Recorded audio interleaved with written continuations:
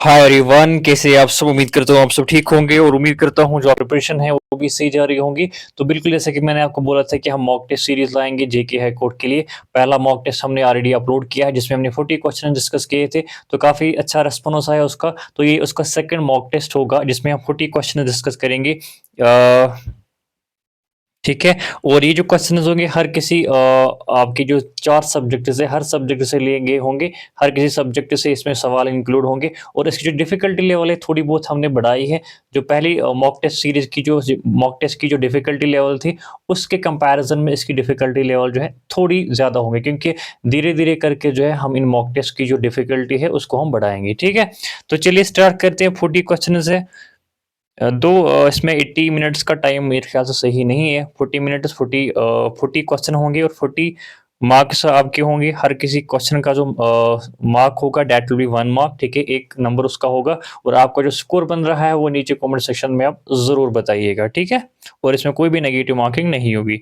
ये आप कर लीजिए 40 मिनट्स। ठीक है? तो चलिए स्टार्ट करते हैं। तो पहले आपको बता दूं कि हमने जेकेपीएसआई की भी मॉक टेस्ट सीरीज लॉन्च करी है, जो कि हमने जो प्रीमियम टेलीग्राम ग्रुप है उसमें हम जो है गूगल फॉर्म की शक्ल में उसको हम वहाँ पे डाल रहे हैं, ऑल्टरनेट डेज पे कर रहे हैं।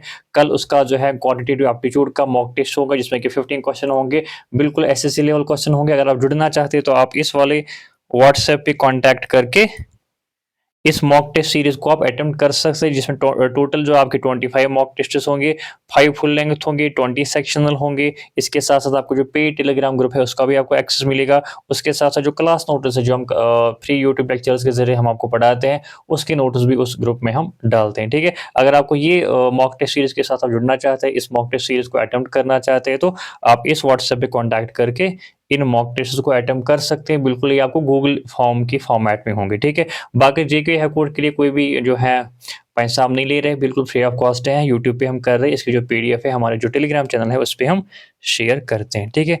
तो चलिए जी स्टार्ट करते हैं। पहला जो हमारा सवाल है आपको बताने कि भाई इसमें सब्जेक्ट वर्ब एग्रीमेंट जो है किस वाले ऑप्शन में सही है। The committee have submitted their report, the team are playing well this season, the jury was divided in their opinion, the flock of birds is flying south. बताओ किसमें जो है सब्जेक्ट वर्ब एग्रीमेंट जो है वो सही है। बताओ किसमें होगा सब्जेक्ट वर्ब एग्रीमेंट। हमने डिटेल में पढ़ा है। फाउंडेशन बैच को आप ज्वाइन कर सकते हैं, प्ले लिस्ट बना हुआ है। ठीक है? वहाँ पे हमने सब्जेक्ट वर्ब एग्रीमेंट को डिटेल में पढ़ाया हुआ है। देखो जो कमिटी है, मैंने आपको बोला था कमिटी जो है कलेक्टिव नाउन है। जब भी कोई collective noun as a single unit act करता है तो उसके साथ हम सिंगुलर वर्ब लगाते हैं। जब भी वो हम एज डिफरेंट हम कह सकते हैं कि एज ग्रुप, जब इनकी ओपिनियन जो है डिफरेंट होती है, जब वो as a one unit act नहीं कर रहा है, जब उनकी ओपिनियन डिफरेंट होती है, जब वो as a separate entity act कर रहा है, तो उनके साथ हम प्लूरल लगाते हैं। जैसे कि कमिटी यहाँ पे जो है उन्होंने अपना रिपोर्ट जो है सबमिट किया। अब चूंकि committee as a one unit act कर रही है तो यहाँ पे सिंगुलर होना चाहिए, लेकिन यहाँ पे है तो गलत होगा। दूसरा, the team are playing well this season. Team भी क्या है जो है कलेक्टिव नाउन है। अब चूंकि जो टीम में जो मेंबर्स हैं वो एक साथ सब खेल रहे हैं तो सिंगुलर होना चाहिए था, लेकिन यहाँ पे आर है तो गलत होगा। तीसरा, the jury was divided in their opinion. जो जूरी है ये भी एक कलेक्टिव नाउन है, ग्रुप ऑफ जजेस है। तो वो अपने ओपिनियन में जो है डिफर कर रहे थे, डिवाइडेड थे। दैट मीन्स कि वो डिवाइडेड थे, वो as a single unit act नहीं कर रहे थे। तो यहाँ पे जो है प्लूरल आना चाहिए थे, लेकिन यहाँ पे वाज है तो गलत होगा। The flock of bird is flying south. कहने का मतलब है जो फ्लॉक का मतलब होता है ग्रुप ऑफ बर्ड्स। ठीक है? वो फ्लाई कर रहे हैं, वो उड़ रहे हैं। क्योंकि वो ग्रुप ऑफ बर्ड्स हैं, एक साथ उड़ रहे हैं, as a single unit act कर रहे हैं, तो इसके साथ सिंगुलर होना चाहिए था, जो कि बिल्कुल यहाँ पे करेक्ट है। तो this option will be correct. ठीक है जी। नेक्स्ट, तो ऑप्शन नंबर क्या आएगा इसमें? Option number D. Neither of the student neither of the student is dash is homework. बहुत बार हमने पढ़ा है ऑलरेडी, वर्ब में भी हमने ये पढ़ा है, हमने नाउन प्रोनाउन सब में पढ़ा है। नीदर क्या है भाई? सिंगुलर है, तो सिंगुलर के साथ क्या लगेगा? सिंगुलर ही लगेगा। तो बताओ क्या आएगा? हैव नहीं लगेगा, वायर नहीं लगेगा, आर नहीं लगेगा, तो हैज डन आएगा। Neither of the student has done his homework. फिर मैंने आपको बोला था जनरली हम जो ग्रामेटिकली हम क्या बोलते हैं, जब भी जेंडर अननोन होता है तो हम मेल को प्रेफरेंस देते हैं। बट मॉडर्न इंग्लिश में हम देयर का भी यूज करते हैं, बट ग्रामेटिकली और कॉम्पिटिटिव एग्जाम के लिए हम हिज को प्रेफर करते हैं और हर को प्रेफर हम नहीं करते। ठीक है? तो option number A will be the right answer. Next, the professor lecture was so dead that many students found it difficult to stay awake. बताओ मतलब यहाँ पे जो इनविगोरेटिंग है, स्पोरोफिक है, एक्सेलरेटिंग है, स्टिमुलेटिंग है, बताओ? देखो प्रोफ़ेसर का इस इसका मतलब पहले आपको मकसद मतलब समझना है। प्रोफ़ेसर का लेक्चर उतना वो था कि जो स्टूडेंट्स हैं मतलब कि उनको नींद आ गई। They found it very difficult to stay awake. तो मतलब इसका मकसद क्या है? मतलब कि प्रोफ़ेसर का लेक्चर बोरिंग होगा, ठीक है? तो देखो स्टिमुलेटिंग इसका भी मतलब होता है मतलब एनर्जेटिक, फुल ऑफ एंथुसियाज़्म, ठीक है? एक्सेलरेटिंग का मतलब भी होता है एनर्जेटिक, इनविगोरेटिंग का मतलब भी होता है एनर्जेटिक। तो option number B will be the right answer sporophytic. Sporophytic का मतलब होता है जिससे आपको नींद आती है, ठीक है? which induce drowsiness, which induce sleep kind of thing, ठीक है? तो option number B will be the right answer. Next क्या है, देखो ये जो पंक्चुएशन है इस पे आपको ध्यान रखना है। बताओ कौन सा ऐसा सेंटेंस है जिसमें करेक्टली पंक्चुएटेड है? मैंने आपको बोला था जब भी हम किसी की जो बात है डायरेक्टली उसको हम कोट करते हैं तो कोटेशन मार्क्स में रखते हैं, जैसा कि यहाँ पे और शी सेड के बाद हमेशा क्या आता है या सेड के बाद हमेशा काम आता है। तो पहले वाले में काम नहीं है तो गलत होगा, ये आप देखेंगे। डी में भी कामा नहीं है तो गलत होगा। अब बी ए सी आएगा, देखो हाउएवर जो है इसके बाद भी कामा आना चाहिए। किस में है वो? बी में नहीं है तो option number C will be the right answer, ठीक है? पंक्चुएशन का मैंने एक पंक्चुएशन पे एक लेक्चर अपलोड किया था जब जेके कॉन्स्टेबल का एग्जाम था, उसमें मैंने डिटेल में समझाया था कि जब भी ये डायरेक्ट इंडायरेक्ट स्पीच है कहाँ पे कामा वगैरह वगैरह लगाते हैं, कहाँ पे फुल स्टॉप लगाते हैं, तो वो आप देख सकते हैं, ठीक है? नेक्स्ट क्या है? The CEO's dash remarks during the meeting were both dash and inspiring, बताओ? जो सीईओ के जो रिमार्क्स थे वो क्या मीटिंग के दौरान क्या थे? एक तो वो इंस्पायरिंग थे। देखो कहने का मतलब है अगर वो इंस्पायरिंग थे दैट मीन्स कि कहीं न कहीं वो पॉज़िटिव थे। मतलब कि जो एक यहाँ पे जो वर्ड आएगा वो भी कोई पॉज़िटिव होना चाहिए, वो इंस्पायरिंग के साथ मिलता-जुलता होना चाहिए। तो यहाँ पे जो मुझे लगता है कि आर्टिकुलेट जो है इसके साथ मिलता है और ऑब्वियसली यहाँ पे एलोक्वेंट होगा। कहने का मतलब आर्टिकुलेट का मतलब होता है जब आप अपनी बात को अच्छे से एक्सप्रेस करते हैं, जब आप आपका वो क्या बोलते हैं उसको अंदाज़े बयान जो होता है, अच्छे से चीज़ों को एक्सप्रेस करते हैं, आपका जो बोलचाल होता है, तो वो मतलब है। मतलब कि उसका जो है जो रिमार्क्स थे वो बिल्कुल आर्टिकुलेट थे, इंस्पायरिंग थे। तो एलिगेंट का मतलब ये होता है जब आप कोई भी चीज़ क्या बोलते हैं उसको फ्लुएंटली जो है चीज़ को बोल पाते, तो उसको उसको हम बोलते हैं एलिगेंट, ठीक है? तो option number D will be the right answer, ठीक है? नेक्स्ट क्या है? Select the sentence that is free from grammatical error. इसमें आपको कोई सेंटेंस बोलना है कि जिसमें कोई ग्रामेटिकल एरर नहीं है, बताओ? बताओ। As of the players each singular है तो इसके साथ सिंगुलर लगना चाहिए हमेशा। मैंने आपको बोला तो यहाँ पे है नहीं लगेगा, हैज़ लगेगा, ठीक है? Neither the manager nor the employees was aware. मैंने आपको बोला था जब नीदर नॉर वाला केस होता है वहाँ पे जो हेल्पिंग वर्ब होता है वो नियरेस्ट सब्जेक्ट के साथ एग्री करना चाहिए। तो यहाँ पे नियरेस्ट सब्जेक्ट कौन है? एम्प्लॉइज है। एम्प्लॉइज क्या है? प्लूरल है। तो यहाँ पे हेल्पिंग वर्ब क्या लगना चाहिए था? प्लूरल लगना चाहिए था, वेयर लगना चाहिए था, वाज नहीं लगना चाहिए था, तो गलत है, ठीक है? नेक्स्ट क्या है? द नंबर ऑफ एप्लीकेंट्स और इंक्रीजिंग एवरी ईयर। ये भी हमने पढ़ा था, आई थिंक नाउन में हमने पढ़ा था, जो हमने हमारा जो फाउंडेशन बैच है। देखो वहाँ पे हमने डिटेल के साथ इन चीज़ों को पढ़ाया है। जिन लोगों को नहीं पता वो जाके देख सकते हैं। नाउन हमने पढ़ा, प्रोनाउन हमने पढ़ा। जितने भी आपके ये सवाल आते हैं ग्रामर से ज़्यादातर पार्ट्स ऑफ स्पीच से आते हैं। तो पार्ट्स ऑफ स्पीच हमने ऑलरेडी कंप्लीट किया है, डिटेल के साथ पढ़ाया हुआ है, जाके देख सकते हैं। मैंने आपको बोला था दो चीज़ें होती है, एक होता है द नंबर ऑफ, दूसरा होता है एन नंबर ऑफ। जब भी एन नंबर ऑफ होता है तो उसके साथ क्या लगता है? प्लूरल लगता है। जब भी द नंबर ऑफ होता है उसके साथ सिंगुलर लगता है। तो यहाँ पे इज़ होना चाहिए था, आर नहीं होना चाहिए था। दैट मीन्स कि ये भी गलत है। She is one of those authors who right his complaint stories. ये वाला जो है ग्रामेटिकली सही है। She is one of those authors. One of those के बाद हमेशा प्लूरल आता है, मतलब ऑथर्स, मतलब वो उन ऑथर्स में से हैं हू राइट हिज़ कंपेलिंग स्टोरी, जो मतलब जो स्टोरीज़ हैं कंपेलिंग लिखती है। कहने का मतलब है कि ये हू यहाँ पे किसको डिनोट करता है? शी को डिनोट करता है, और ये ऑथर्स बहुत सारे हैं, ठीक है? तो कहने का मतलब ये ग्रामेटिकली करेक्ट है, ये हमने डिटेल में पढ़ाया हुआ था, आप जाके देख सकते हैं। Choose the correct idiom to complete the sentence, बताओ? After months of negotiation the two companies finally decided to dash and merge, बताओ? बहुत सारी नेगोशिएशंस के बाद, महीनों की नेगोशिएशंस के बाद जो फाइनली जो दो कंपनीज हैं उन्होंने डिसाइड किया कि वो डैश करेंगे और मर्ज करेंगे, बताओ? बताओ क्या कौन सी इडियम है? देखो let the cat out a bag का मतलब क्या होता है? टू रिवील द सीक्रेट, ठीक है? To reveal the secret, reveal the secret, ठीक है? हिट द सैक का मतलब होता है सोना, टू स्लीप, ठीक है? ब्रेक द आइस का मतलब होता है टू स्टार्ट द कन्वर्सेशन, ठीक है? मतलब कि आप बहुत सारे दोस्त बैठे हुए हैं, फिर आप बोलते हैं कि who will break the ice, और आप चुप बैठे हैं, फिर आप बोलते हैं कि who will break the ice, मतलब कि बातचीत कौन स्टार्ट करेंगे? तो कहने का मतलब ये भी यहाँ पे फिट नहीं बैठता। I think the most appropriate answer is bite the bullet, option number B will be the right answer. कहने का मतलब है, बाइट द बुलेट का मतलब क्या है? बाइट द बुलेट का मतलब होता है to face a difficult situation with courage, मतलब कि कोई डिफिकल्ट सिचुएशन है, कोई परेशानी है, कोई टफ कोई सिचुएशन है, उसको आप बिल्कुल हिम्मत के साथ फेस करें। तो यहाँ पे बेसिकली क्या है कि जो ऑब्वियसली इन्होंने बहुत सारे नेगोशिएशन किया और मर्ज किया। दैट मीन्स कि जो मर्ज होना दो कंपनीज का एक साथ कंबाइन होना, ये बहुत टफ डिसीजन था। टफ एक हम कह सकते हैं कि एक डिफिकल्ट डिसीजन था। तो इस डिफिकल्ट डिसीजन को इन्होंने क्या किया कि हिम्मत के साथ इन्होंने जो है ये डिसीजन ले लिया, तो और फाइनली वो मर्ज हो गए। तो ये वाला जो है सबसे अप्रोप्रिएट है बाइट द बुलेट। ठीक है, बाइट द बुलेट का मतलब होता है to face a difficult situation with courage. Basically ये हमने एक्सप्लेनेशन में दिया हुआ है, लास्ट में इसकी आंसर की होगी तो आप जाके पढ़ सकते हैं। ठीक है, अच्छा जी। Identify the sentence that correctly uses a modal verb. कौन सा ऐसा सेंटेंस है जो करेक्टली जो है मॉडल वर्ब जिसमें यूज हुआ है, बताओ। देखो, शी कैन स्पीक नहीं होगा, ही शुड टू पनिश नहीं होगा, यू मस्ट नॉट टू नहीं होगा, it should be you must not smoke in this area. इसके साथ टू नहीं लगता, बताओ। अब जो सही जवाब होगा that will be option number C, they might attend the conference next week. वो शायद नेक्स्ट वीक जो है कॉन्फ्रेंस को अटेंड करेंगे। तो ऑप्शन नंबर सी में है मॉडल जो है अच्छे से यूज हुआ है। द साइंटिस्ट, अच्छा ये जो हमने प्रोपोर्शन से ये सवाल है, हमने रिसेंटली पढ़ा था प्रोपोर्शन में। The scientist is renowned dash contribution is dash the field of genetics, बताओ। देखो, रिनाउंड के साथ हमेशा फॉर आता है।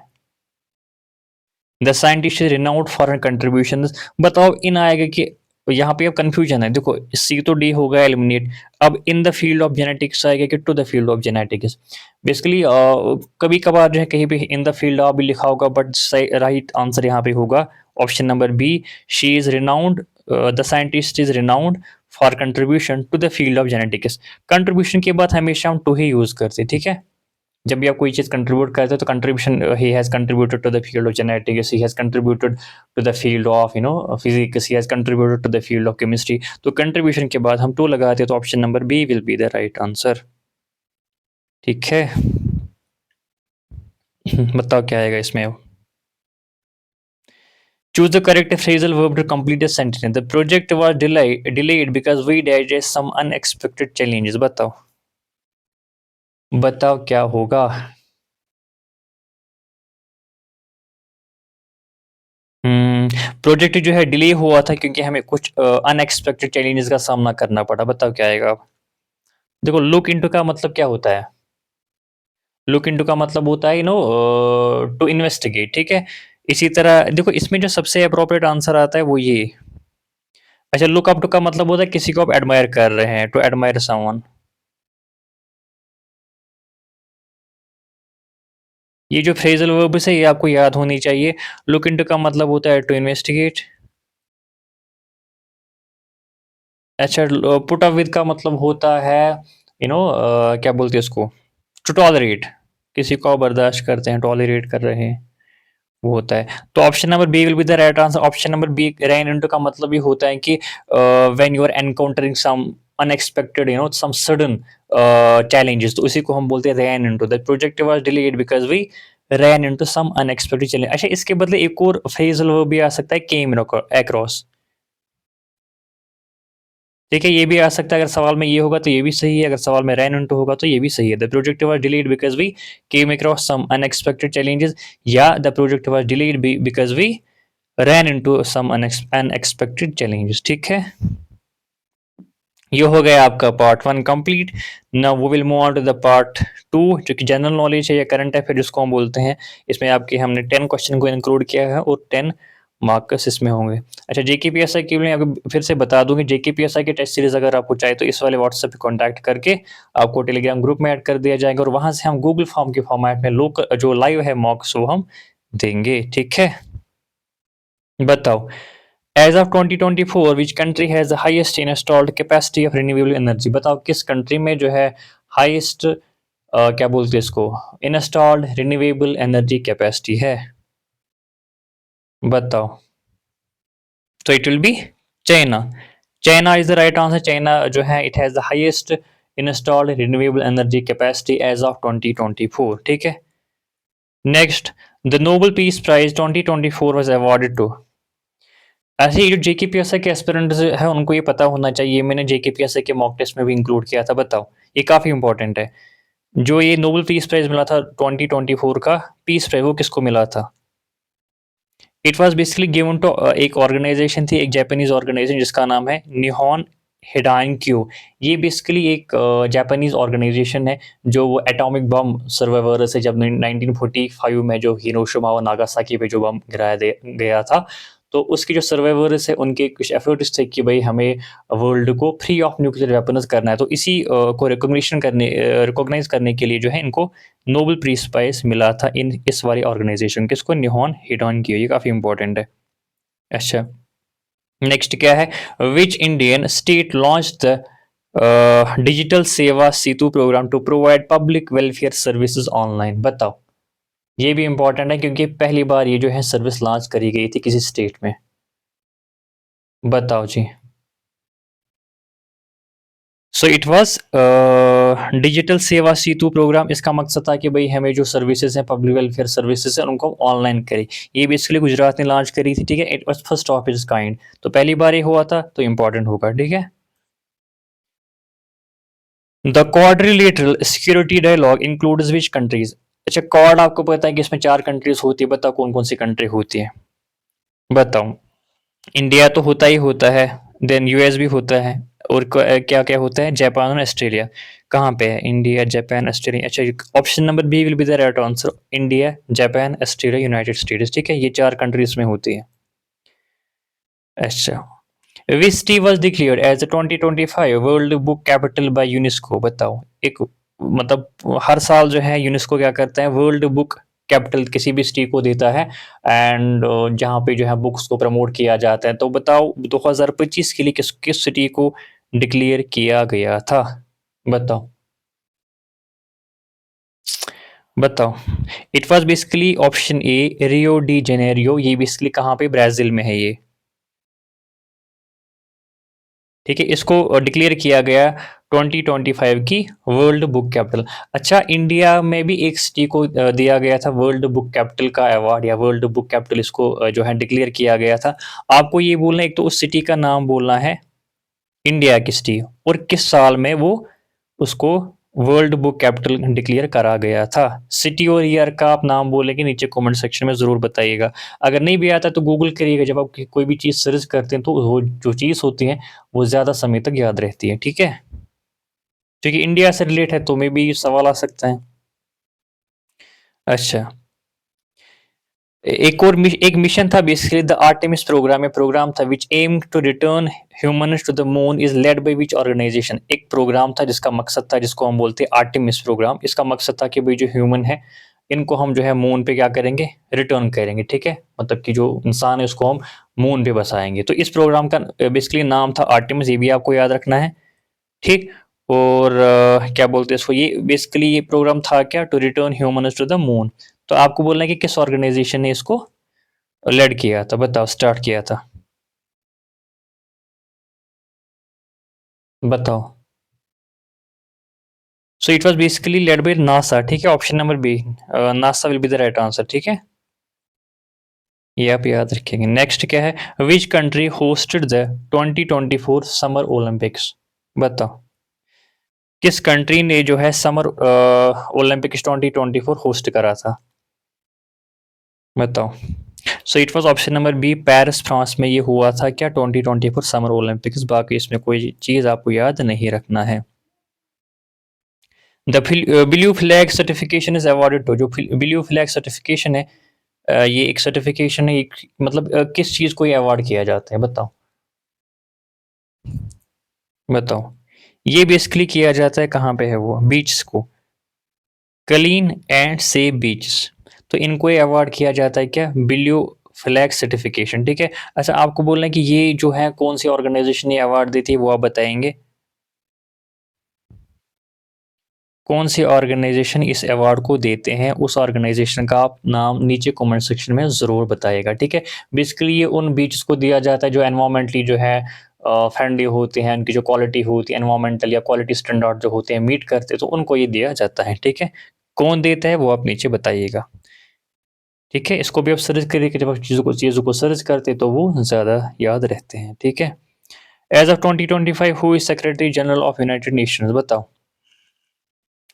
एज ऑफ 2020 बेसिकली करंट आपको सेक्रेटरी जनरल बताना है यूएन का। ये आप सबको पता होना चाहिए, एंटोनियो गुटेरेस, ठीक है। This is the right answer. Antonio Guterres is the current secretary general of United Nations, ठीक है। नेक्स्ट क्या है भाई, द किगली की या किगली बोलो या कुछ भी बोलो, अमेंडमेंट जो है it is associated with which environmental issue, ये किस एनवायरमेंटल इशू से एसोसिएटेड है, बताओ। बताओ। It is basically associated with ozone layer depletion. Basically इस ये जो अमेंडमेंट है, ये इसका मकसद था कि भाई जो क्लोरोफ्लोरोकार्बन जो है इनकी जो कंजप्शन है उनको हम कम करें, ठीक है। ये इस अमेंडमेंट का मकसद था, ठीक है, टू फेज डाउन ऑफ क्या बोलते हैं इसको, hydrofluorocarbon to combat global warming, to combat ozone layer depletion. तो basically it is related to ozone layer depletion, ठीक है। हाँ, तो 20 क्वेश्चंस हमारे डन हो गए हैं, तो next will move on to the computer. बताओ, कंप्यूटर में हमने बेसिक कंप्यूटर, हाँ जी, ये तो ये 2 बार मैंने लिखा है। 10 क्वेश्चन इसमें हो गए, तो आप मुझे बताइएगा कि आपका स्कोर क्या बन रहा है, ठीक है। In computer networking what does the acronym वैन स्टैंड फॉर, बताओ। वैन का मतलब क्या है, बताओ।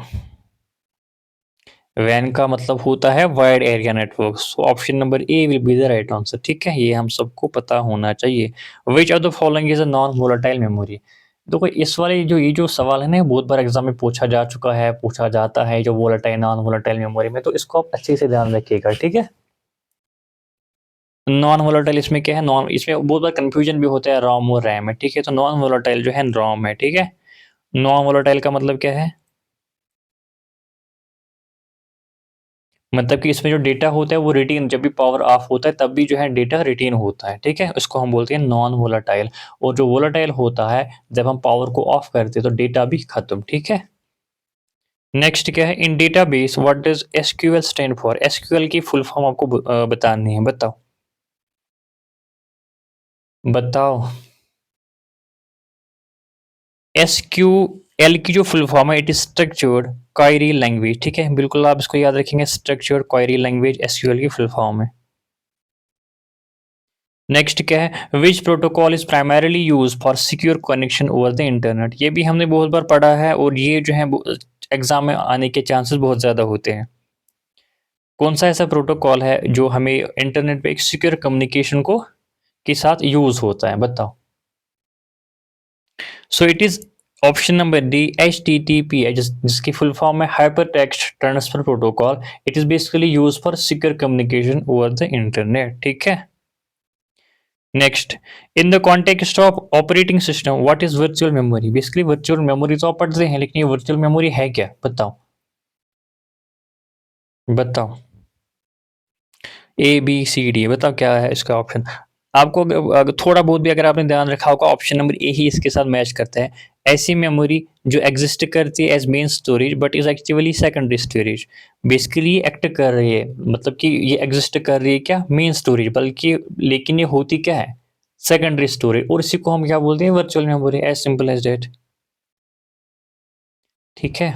बेसिकली वर्चुअल मेमोरी जो है एक्सटेंड करती है, जो हमारी जो मेमोरी कैपेसिटी होती है इसको एक्सटेंड करती है by using a portion of hard drive, ठीक है।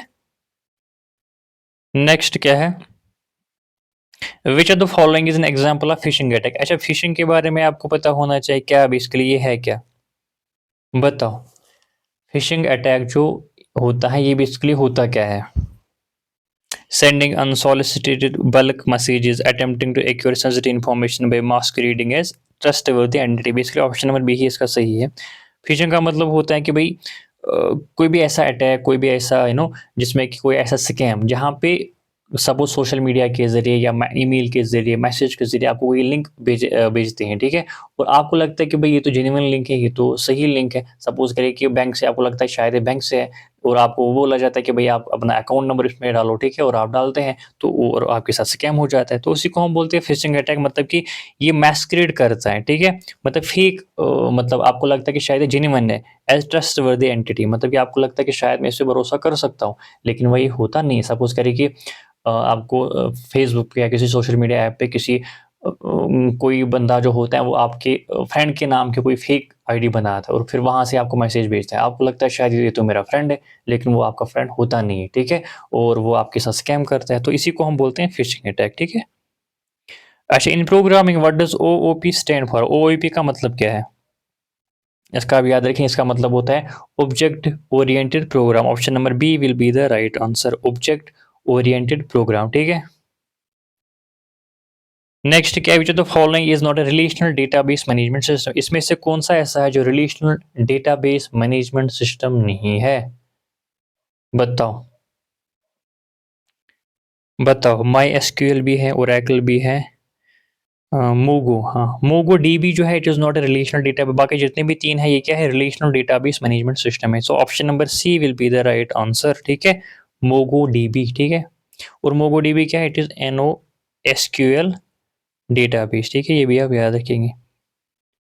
बेसिकली ये मैंने आंसर की में ऐड किया हुआ है, आप जाके देख सकते हैं। इन computer graphics what does GPU stand for? GPU का मतलब क्या है या फुल फॉर्म क्या है, बताओ? जीपीयू का मतलब क्या होता है या फुल फॉर्म क्या होती है? It is basically graphics processing unit, graphics processing unit, ठीक है? Option number B will be the right answer. Next क्या है, what is the primary purpose of, क्या बोलते हैं इसको, फायरवॉल इन कंप्यूटर नेटवर्क?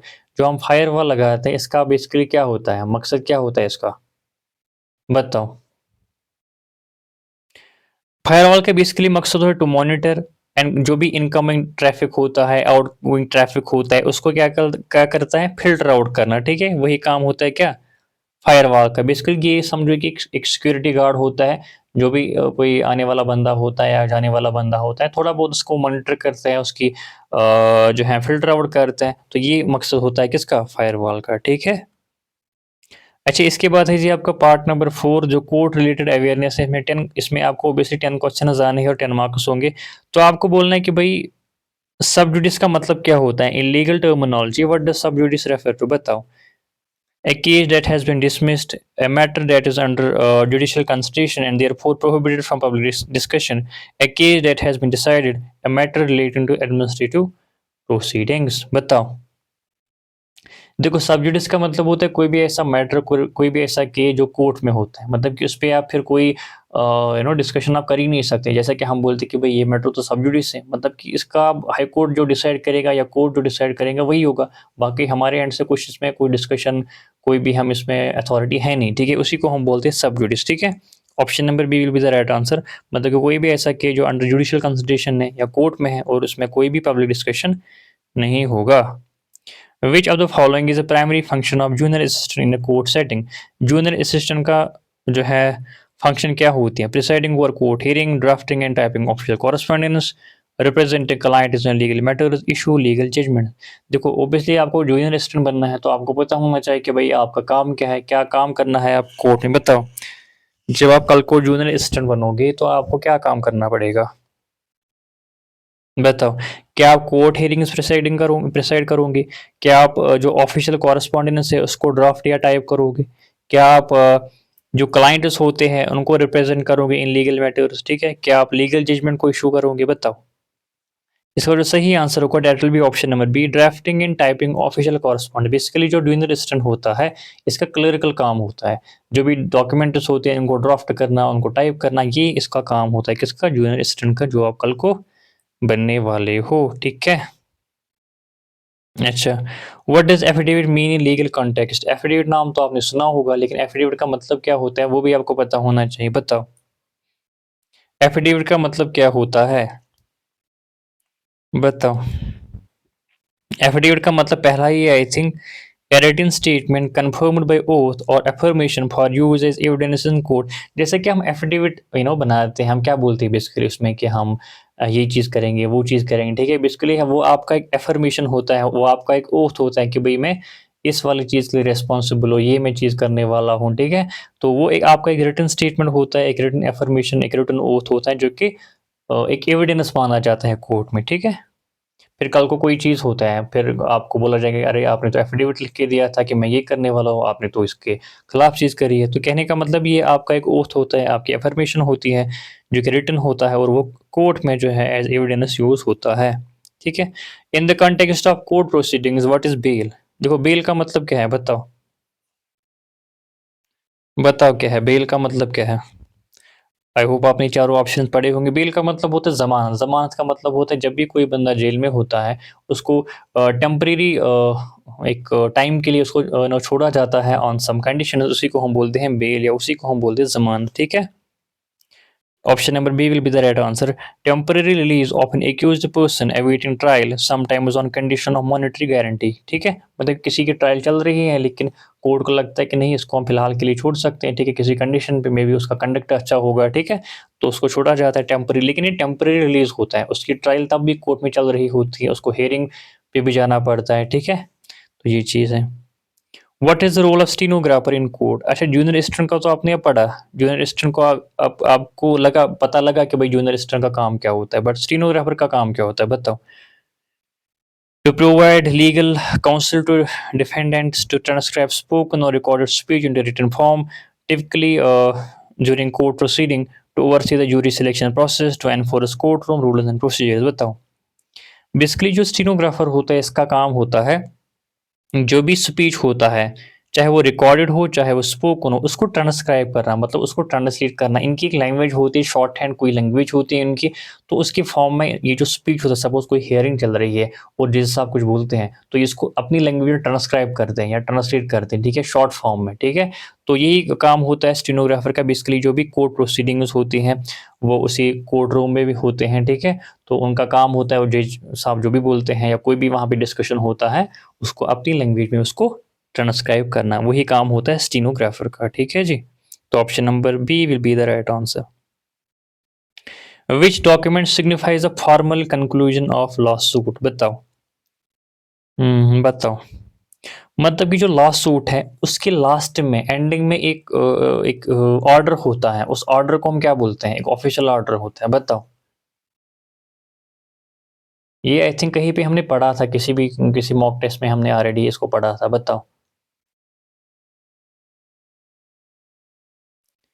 जब भी कोई लीगल प्रोसीडिंग होती है उसके लास्ट में एक ऑफिशियल ऑर्डर आता है, उसको हम क्या बोलते हैं? उसको हम बोलते हैं भाई डिक्री। क्या बोलते हैं? डिक्री। ये बेसिकली एक लास्ट, एक हम कह सकते हैं कि ऑफिशियल ऑर्डर होता है किसी भी लीगल हियरिंग में। ठीक है, इन लीगल प्रोसीडिंग, मतलब कि हम इसको कह सकते हैं कि official order issued by legal proceeding which is conclude is a legal proceeding. ठीक है, तो लास्ट एक ऑफिशियल ऑर्डर आता है जो किसी भी लीगल प्रोसीडिंग को कंक्लूड करता है, उसी को हम क्या बोलते हैं? Decree. What is contempt of court? बताओ। ये हमने बहुत बार पढ़ा है और क्योंकि इसके जो है एग्जाम में आने की चांसेस बहुत ज्यादा है। कंटेम्प्ट ऑफ कोर्ट का मतलब क्या है, बताओ। कंटेम्प्ट ऑफ कोर्ट का मतलब होता है जब आप कोर्ट के ऑर्डर को फॉलो नहीं करते, उसको डिसोबे करते हैं, उसको डिसरेस्पेक्ट करते हैं, उसको अपोज करते हैं, तो उसी को हम क्या बोलते हैं? Contempt of court. ये बहुत सारी लैंग्वेज में वहाँ आ सकता है। अब देखो यहाँ पे हम यानी क्या इसको हमने मेंशन किया, बिहेवियर दैट अपोजेस और defies authority, justice and dignity of court. ठीक है, उसी को हम क्या बोलते हैं? Contempt of court. या डिसोबे वर्ड भी यूज हो सकता है, डिसरेस्पेक्ट भी यूज हो सकता है, अपोज भी यूज हो सकता है, तो बहुत सारे वर्ड जो है इसमें यूज हो सकते हैं। ठीक है। In legal document is what does plaintiff refer to? Plaintiff का मतलब क्या है, बताओ। ये भी हमने आई थिंक जो हमने सेक्शनल मॉक टेस्ट किया था, ये कोर्ट रिलेटेड अवेयरनेस में, उसमें हमने इंक्लूड किया था। प्लेंटिव का ये वो पार्टी होती है, वो इंसान होता है जो लॉ सूट को इनिशिएट करता है, जो मतलब फाइल करता है, पहला जो है, पहला बंदा या पहली पार्टी जो लॉ सूट को इनिशिएट करता है। ठीक है, नेक्स्ट क्या है? What is the purpose of notary public? जैसे कि हम बोलते हैं कि नोटरी, अगर आपने टर्म सुने होंगे नोटरी, उसका मतलब क्या है? To represent clients in court, to authenticate documents and administer oaths, to preside over court trials, to enforce legal judgment. बताओ। इसका मतलब होता है टू ऑथेंटिकेट डॉक्यूमेंट, जहाँ पे हम साइन वगैरह करते हैं, एंड एडमिनिस्टर ओथ। ठीक है, तो उसी को हम बोलते हैं क्या? नोटरी करना। आपकी जो साइनर्स होते हैं, जो आपके सिग्नेचर होता है, उसको ऑथेंटिकेट करना। ठीक है, तो उसी को हम क्या बोलते हैं कि भाई आप ही है, ये जो डॉक्यूमेंट है ये आप ही का है। आप इसकी जो है क्या बोलते हैं इसको, ये यहाँ पे क्या वर्ड है? ओथ है, मतलब कि हाँ अफर्मेशन है कि हाँ भाई ये डॉक्यूमेंट मेरा ही है। आपकी जो साइन है उसको ऑथेंटिकेट किया जाता है, उसी को हम क्या बोलते हैं? नोटरी करना। ठीक है, notary public. In the judicial system what does jurisdiction mean? Jurisdiction का मतलब क्या है? आपने बहुत बार सुना होगा ज्यूरिडिक्शन, बताओ क्या है? द ऑफ इट का इसका मतलब है, देखो ये क्या, इसका मतलब ये है the final decision made by jury नहीं है, रिटन लॉ नहीं है, the process of selecting juniors for trial नहीं है। इसका बेसिकली मतलब है the official of power to make legal decisions and judgments, मतलब कि जैसे कि हम बोलते हैं कि भाई ये फलानी कोर्ट की ज्यूरिडिक्शन है, मतलब कि इस पे वही कोर्ट जो है अपना जो है डिसीजन दे सकता है, अपना जजमेंट दे सकता है, ठीक है? जैसा कि ये वाला जो है एरिया है फलानी कोर्ट के ज्यूरिडिक्शन में आता है, मतलब कि इस वाले की जो एरिया के जो केसेस हैं वो वही कोर्ट डिसाइड करेगा, ठीक है? तो कहने का मतलब है ज्यूरिडिक्शन का मतलब होता है it is a power to make legal decision and judgments, ठीक है? तो ये थे भई 40 क्वेश्चन थे कि ये है इनकी एक्सप्लेनेशन। ठीक है। देखो मैंने इसमें भी आपको ये जो है आंसर की विद एक्सप्लेनेशन इंक्लूड किया है, आप जाके देख सकते हैं इसको, ठीक है। पीडीएफ जो है टेलीग्राम चैनल पे शेयर कर दी जाएँगे फ्री ऑफ कॉस्ट, कोई इसमें कॉस्ट नहीं है, ठीक है। और जो नेक्स्ट मॉक टेस्ट होगा उसकी जो डिफ़िकल्टी होगी वो इससे भी ज़्यादा होंगी। धीरे-धीरे करके जो है हम इनकी डिफ़िकल्टी लेवल लेवल को बढ़ाएँगे और कोशिश यही रहेगी कि जो जितने भी टाइप के सवाल आपके एग्ज़ाम में चांसेस आने के हैं, उन सब सवालों को हम इन मॉक टेस्ट के ज़रिए जो है उनको हम डिस्कस करेंगे, ठीक है। बाकी अगर आपको एक्सक्लूसिव जेके पीएसआई की मॉक टेस्ट सीरीज चाहे जहाँ पे आपको फुल लैंग्वेज भी मिले, सेक्शनल भी मिले, गूगल फॉर्म के फॉर्मेट में, लाइव मॉक्स के फॉर्मेट में अगर आपको चाहिए, तो आप जो व्हाट्सएप है, जो हमने मेंशन किया था, कहाँ पे है? ये, तो इस पे आप टेक्स्ट करके जेके पीएसआई मॉक टेस्ट सीरीज़ को उसकी बोलो कि इस पे बोलो कि भई हमें जेके पीएसआई की जो मॉक टेस्ट है वो हमें चाहिए, तो इसके बाद जो है आपको टेलीग्राम ग्रुप में ऐड कर दिया जाएगा और वहाँ से आपको मिलेंगे जेके पीएसआई के मॉक टेस्ट, क्लास नोट्स और जो हमारे स्टैटिक जीके के जो इम्पोर्टेंट टॉपिक्स है, वो वहाँ पे आपको मिलेंगे, ठीक है? और बाकी जो वहाँ पे जो टेस्ट की जो लिंक्स है, वो वहाँ पे शेयर कर दी जाएँगी। बाकी अगर आपको सेशन पसंद आता है तो सेशन को लाइक, शेयर और कमेंट ज़रूर करिएगा और जो आपका क्या स्कोर बन रहा है, वो भी आप नीचे कमेंट सेक्शन में ज़रूर बताइएगा। Thank you so much.